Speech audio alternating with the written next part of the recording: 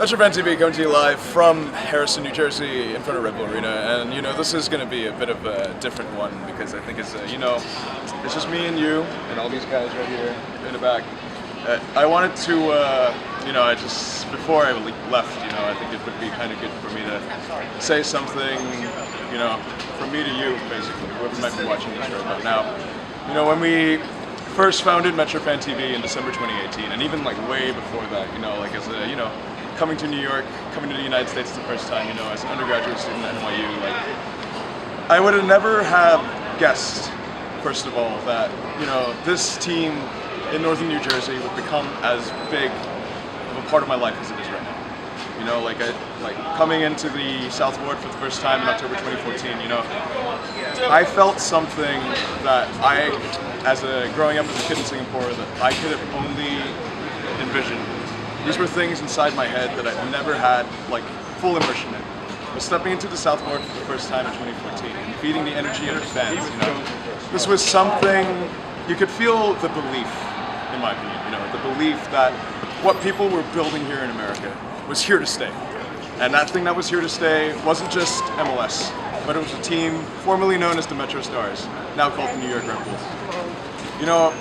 Well, I didn't realize what I was kind of getting myself into when I first decided to adopt this team as my MLS club. Slowly as I learned, this isn't the easiest ride to be a fan of. I think this isn't the toughest team to follow. This isn't the easiest team to follow. This is one of the largest roller coaster rides that you could possibly get in soccer right now. And through all the heartbreak and through all the pain, through all the play-out defeats and all the absolutely mesmerizing wins that made us feel like we were on cloud nine, one thing it never strayed from is the fact that I knew that every time I stepped into this arena, my heart grew fonder and fonder of soccer in New Jersey. And a lot of that comes down to the fact that I, a fucking nobody coming in from Singapore, could have been so immediately embraced, by the community that was here before me. This is one of the proudest clubs in MLS, despite the heartache, right? We know this is one of the oldest clubs in MLS, an MLS 1.0 original, and the guys who signed basically the first player in MLS history. This is a historic club.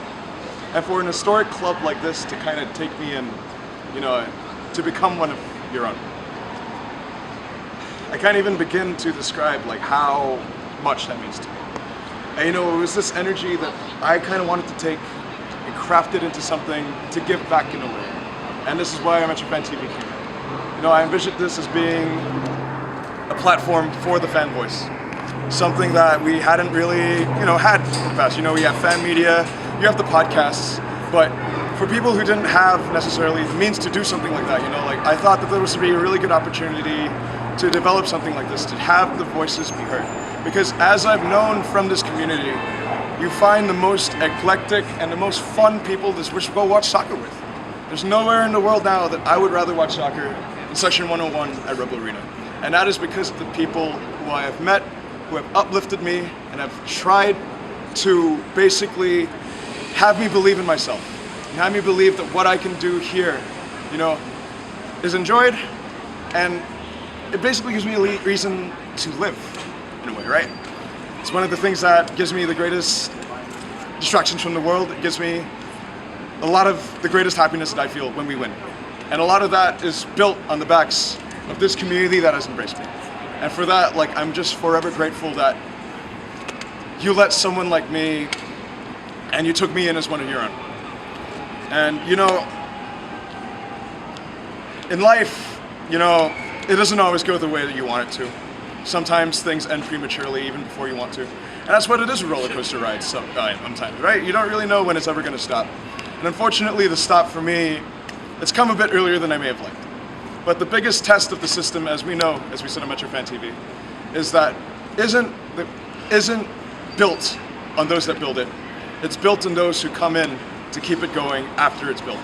And I know that whoever takes over doing all this every Saturday, Sunday, midweek game, he or she is going to do a fucking great job. And for that, I know that MetroFanTV is in great hands as well, because of the man behind the lens right now, Fernando. Thank you. Hi, Fernando.